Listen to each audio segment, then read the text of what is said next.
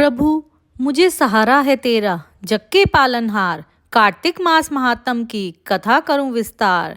बोलो कार्तिक मास महात्म की जय। अध्याय 5। राजा पृथु बोले, हे नारद जी, आपने कार्तिक मास में स्नान का फल कहा, अब अन्य मासों में विधि पूर्वक स्नान करने की विधि, नियम और उद्यापन भी बताइए।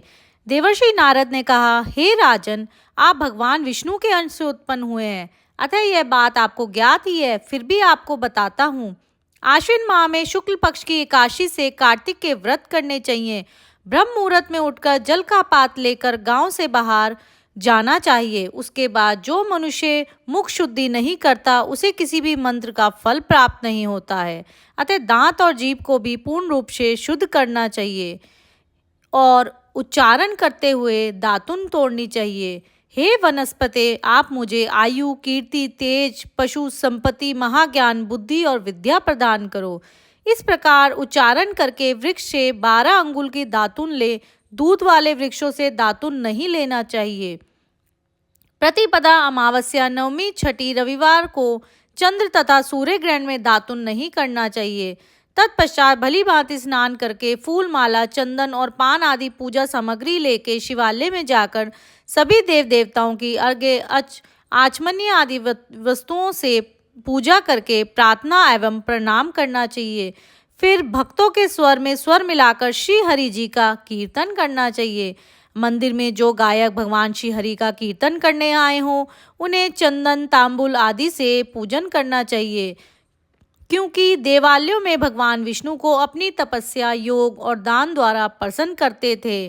परंतु कलयुग में भगवत गुणगान को ही भगवान श्री हरि को प्रसन्न करने का एकमात्र साधन माना गया है। तो इससे भक्तों हमें पता चलता है कि कलयुग में अगर हमें भगवान को प्रसन्न करना है तो सिर्फ श्री हरि का नाम लेना है। राधे राधे। नारद जी राजा पृथु से बोले, हे राजन, एक बार मैंने भगवान से पूछा कि हे प्रभु, आप सभी से अधिक कहाँ निवास करते हो। इसका उत्तर देते हुए भगवान ने कहा, हे नारद, मैं वैकुंठ या योगियों के हृदय में ही नहीं निवास करता, अपितु जहाँ मेरे भक्त मेरा कीर्तन करते हैं, मैं वहाँ अवश्य निवास करता हूँ। जो मनुष्य चंदन, माला आदि से मेरे भक्तों को का पूजन करते हैं, उनसे मेरी ऐसी प्रीति होती है जैसे कि मेरे पूजन से भी नहीं हो सकती। नारद जी ने कहा, शिशिर, धतूरा, गिरजा, चमेली, केसर और कटहल के फूलों व चावल से भगवान विष्णु की पूजा नहीं करनी चाहिए। जिन देवताओं की पूजा में जो फूल निर्दिष्ट हैं, उन्हीं से उनका पूजन करना चाहिए। पूजन समाप्ति के बाद भगवान से क्षमा प्रार्थना करनी चाहिए कि हे सुरेश्वर, हे देव, ना मैं मंत्र जानता हूँ ना क्रिया, मैं भक्ति से भी हीन हूँ। मैंने जो कुछ भी आपकी पूजा की है उसे पूरा करें।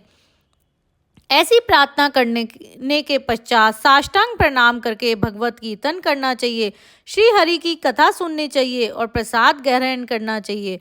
जो मनुष्य उपरोक्त विधि के अनुसार कार्तिक व्रत का अनुष्ठान करते हैं, वह जगत के सभी सुखों को भोगते हुए अंत में मुक्ति को प्राप्त करते हैं। बोलो श्री हरि भगवान की जय। कृष्ण राधा कृष्ण की जय। राधे राधे।